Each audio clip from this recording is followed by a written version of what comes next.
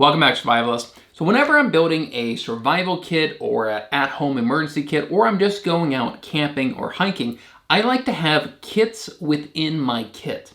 So what do I mean by that? Well, an obvious one is going to be a first aid kit. This is something that most people probably have.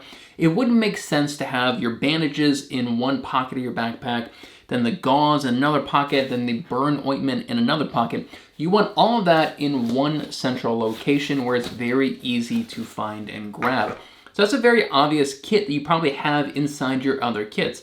Another kit you may have is your mess kit, right? So you have everything that you need to cook and eat food all within one container. You may even have some food in there as well. Another kit you may have is a fishing kit, right? You have everything in one central location. It's going to help you stay organized. You may have a hygiene kit. You may even have a water purification kit. So obviously you're going to bring some sort of water filter like this little mini Sawyer, but I also like to have a container with an extra collapsible water bag. And inside my water purification kit, I also have some of these water purification tablets. Now, arguably one of the most important kits that you can bring with you camping or put in your bug out bag or home emergency kit is going to be your fire starter kit. So within your fire starter kit, you may have something like some fat wood or some other type of fire starter, maybe some jute, maybe some matches, maybe a lighter, maybe a ferro rod, maybe even a mini fire extinguisher if you're building an at-home emergency kit. And arguably your fire kit is one of the most important kits out of everything for you to bring if you're really talking about like a bug out bag or going out camping or a wilderness survival kit. So today we're going to take a look at a made for you fire kit. This is made by Tacamo. This is their emergency fire kit.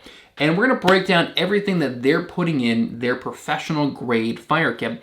And I really want you to use this as inspiration of how to build your own fire kit, right? Get ideas from this of what you should include in your own fire kit for your wilderness survival bag or your bug out bag or home emergency kit. All right, so let's jump right into it. So the first thing that I noticed with this fire kit is the actual bag itself. And they've got a really cool looking canvas bag that's got a wax coating on there with a drawstring.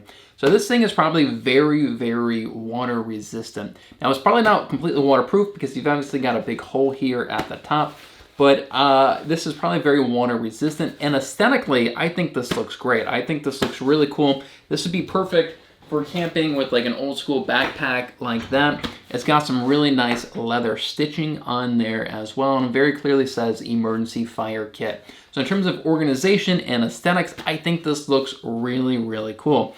Now there is one drawback to this bag though, just looking at it, and that's the actual color of the bag. It'd be very easy for you to take this out, set it aside, and forget it, or overlook it, or lose it because of this brown color. And fire is so important that a lot of times they make your ferro rod and your fire starter kits bright orange like this so that you don't lose it. You drop this in the grass, you're going to notice that. If you're unpacking your bag, you set something like this aside, you may overlook that. So when building your own fire kit, that's something that you want to take into fact, that you may want a bright red or a bright orange bag for your fire kit. So let's go ahead and open this thing up and really take a look at it. And actually, you know what, man? I kind of take that back. Look at this. They've actually thought about that. And that's exactly what they did here, is that they've got a reversible bag here that is bright orange. I like that a lot better. Well, it's much more practical to have something like that. This way, you pull out your fire kit, you set it aside, you're not going to overlook that. You're going to see this in the grass, and I think that it can be pretty important. And I also do really like this kit as well. Right? There's this bag. You could use this for other purposes, right? You probably could carry some water in this if you needed to. You could probably go gather some tinder from the wilderness or some fatwood shavings and keep it in here, maybe some leaf, some grass, something like that in this bag, and you can completely have this separately. And then this is the rest of the fire kit here that goes within the bag. So yeah, in terms of this bag, yeah, A+. I think they did a great job. They really did think this through. I like that bright orange lighting there. And because it is you know, a wax canvas bag like this with this lining, I would feel pretty confident filling this thing up with water if I had to in a pinch. So let's take a look. This is the rest of the fire kit right here. So they got a stainless steel container that's held together by a very thick rubber band. So I'm not really sure if there's other uses for this band. That's kind of an interesting like choice that they went with here, but I'm okay with that. And then, so they've got this mess kit here. You open it up, you've got your lid. And what I like about this is that you could use this kit here, this container, to boil water. You could use this to cook something with if you had to. It's not very deep, so it's probably not ideal, but I could easily see you sitting this in some embers, some coals, pouring some water into that from the stream and boiling the water. So I do like that they have multiple purposes with a lot of this gear already. So I think that's pretty cool. So the first item on the top here is going to be this bag of fatwood flakes. Yeah, that's definitely fatwood. Fatwood is, you know, very resin dense wood that comes from pine trees. Usually where the branches meet the tree, you can find that fatwood. And something like this, you just throw a spark on that and it'll light right up in a waterproof plastic bag. So I like that they've already given you some that is processed. A lot of times these kits will just give you a stick of fatwood and then you're there and you have to kind of process it yourself. I think that's actually a pretty good idea that they've got some already processed for you. So if you're in a real bad pinch, you just need a fire as quick as possible, you open this up, you've already got some processed fatwood here for you just to throw a spark on. So I like that a lot, and that may be something that you want to consider putting into your own fire kit, is not just fatwood, but go and process some fatwood, have a separate plastic bag for it, and keep it ready to go just to throw a spark on that. Very cool, I like that a lot. Then we've got a really fat ferro rod. I like that a lot. This thing is super thick, heavy duty. You could probably use this an entire lifetime before you run out. A lot of times in these survival kits, they give you like a little rinky-dink ferro rod, and it kind of drives me crazy. I'm always afraid I'm gonna break it. You know, if it gets too thin, it gets a little fragile. So having a big, massive, fat ferro rod like this, I'm very happy with that. It's got a lanyard hole in there as well. I'm kind of surprised it doesn't have a lanyard on there, but maybe you could add one in your own kit as well. And maybe you can make a lanyard with some bright orange paracord so you don't lose this. This thing is pretty important. Again, this would be something pretty easy for you to lose. If you look at a commercial ferro rod like this, you're not gonna lose this. Something like this you could lose pretty easily, and having some bright orange paracord coming off the base of that may not be a bad idea. But definitely having a thick ferro rod, I like that a lot. This does have some weight to it, so if you are building a fire kit for camping, maybe you want a lighter weight ferro rod. You know, every ounce counts when you're hiking 10 miles or so. So moving along, we've also got the striker for the ferro rod. You know, or you could use, if you have a 90-degree spine on your knife, you could use that as well. I'm pretty sure this is the striker for it. It's got a couple other purposes. Got a little ruler on there. It's got a little, you know, hex nut on there, which you're probably never going to use either of those things. This is really just used as a striker. And then it's got some survival cord here as the lanyard. So I'm pretty sure this has a jute line in there that is that you can use as tinder, right? I like that a lot. Again, you know, you may want to make this bright orange, something that's you're not going to lose. If you drop that in the ground, you could easily lose that. Just something else to think about. But yeah, I'm happy enough with that. Then we've got some Choctaw tinder product. I'm not familiar with this. Let's go ahead and open this up. Okay, so this looks like some heavy duty like jute line here that is, it smells like fat wood, so it's probably soaked in some resin or some other kind of flammable material. Yeah, I'm really happy with that. That's pretty cool. There's a lot of variety in the type of tinder and fire starters that you can use. There's powders, there's fat wood, there's just jute line. So I'm always experimenting and trying out new stuff. So something like this, you'd probably cut off a slice of it, break it up as much as you possibly can, and then throw a spark on it, and it should light right up. So they've actually got 2 of these, and this is by Choctaw Tinder Products. So very cool. So they've got this as well as the processed fat wood. Then they've just got some fat wood by itself. So this is fat wood that you would have to process. And I'm okay with this. You know, if you're in a pinch, you could just use this as tinder as well. But typically you would take this and you'd shave off flakes like that, process it ahead of time. So if already we've gotten 4 different like tinders or fire starters. You got your fat wood, you've got your jute line here, you got your processed fat wood, and then inside of here there's like a fire starter line within this kit as well.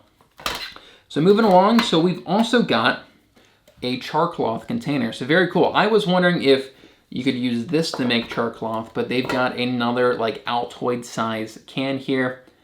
Yes, and inside here they've already got some processed char cloth. So again, this stuff is really easy to light up. You take it out, you throw a spark on it, and it should light right up. And char cloth's pretty easy to make as well. All you need is like some sort of cotton material. You can even use natural material that you find out in the wild. You punch a little hole in the top. So I'm a little surprised they don't have that hole already punched in the top here. And that's to allow gases to kind of expel out of it. And then you just throw this in a fire and it chars everything, but it doesn't actually catch it on fire. And that makes it much easier for you to just throw a spark on it and it ignites the char cloth. You could use an old t-shirt. You can use a lot of things to make some kind of charred material as a fire starter. So I'm a little surprised that they don't already have that hole punched into the top here, so you can use this to make more char cloth. But I'm happy to see that they have this, so you don't have to, you know, kind of dispose of your entire container here. So this is pretty cool. So now that's another fire starter that they have within their fire kit. So moving along, we've also got a, looks like a magnifying glass pocket spiegel. Let's take a look here.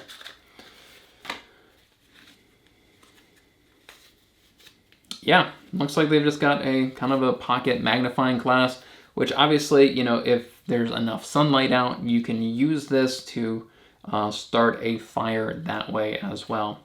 Yeah, it's probably not much I'll use for a magnifying glass. But cool, I like that they've got a protective case that it comes along with it, but it still doesn't take up much space. You can use this case as a handle as well. So it's very compact. It's got a nice big lens. A lot of times, you know, you'll see a little magnifying glass like this in a fire kit, and it's a tiny little thing that would make it very difficult. So having a nice big lens like that, I think is pretty cool. So good. So this is a second way of starting a fire using this fire kit here.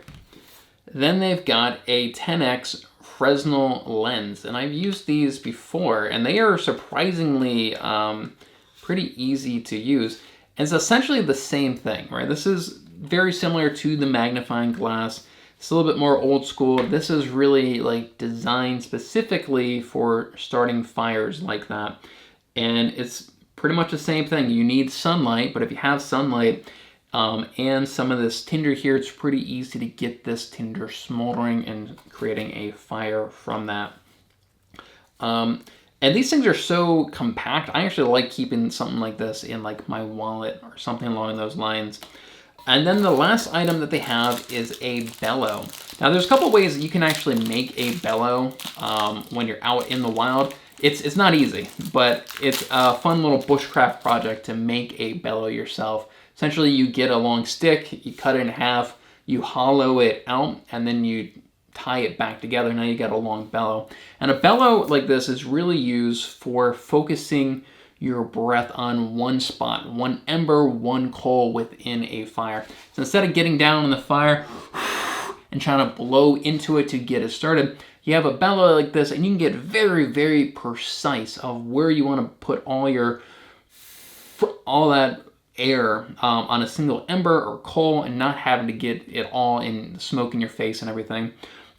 So I am a big fan of these bellows. These things, it's not necessary, but it's pretty nice having a bellow like this. It makes managing your fire much easier, I think. And it's just kind of a cool thing to have. It's very lightweight. And yeah, get a little Bellow like this for your fire kit. I do recommend that. And so that's everything within this fire kit. Now, there are a few things that I think that they probably should include in here, and that would be additional sources of fire. So they have two different ways to start the fire, with the sunlight, with the magnifying glass, and the Fresno lens. They've got one big striker here. I'm kind of surprised they don't have any matches. They don't have a lighter, anything like that. That is some stuff that I would include in a kit like this. I do like the Bellow that they have. I like the lanyard. I probably would have made this bright orange, something a little bit easier to find. I probably would have added, like, this is very important. Out of this entire kit, this is the most important thing in here. So having it all black, like, you could very easily lose this. I would have added a bright colored lanyard.